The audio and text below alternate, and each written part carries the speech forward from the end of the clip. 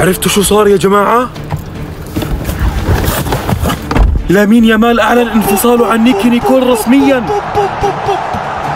لا لا لا، قسما بالله لامين يامال هو اللي أعلن انفصاله عن نيكي نيكول يا جماهير برشلونة، بشحمه ولحمه وعظمة لسانه أعلن انفصاله عن نيكي نيكول. حاليا لامين يامال ما عنده أي علاقة مع هاي البنت اللي دمرت حياته، عرف إنها هي السبب بدمار حياته للامين يامال، أعلن الانفصال عنها رسميا. حاليا ما في أي علاقة بتربطهم مع بعض. انتظروا عودة لامين يامال إلى التألق، انتظروا عودة الموهبة اللي حكى عنها العالم كامل بأنه خليفة ليونيل ميسي. انتظروا لامين يامال عائد من دون نيكي نيكول. رسميا انتهت علاقته بالمغنية نيكي نيكول.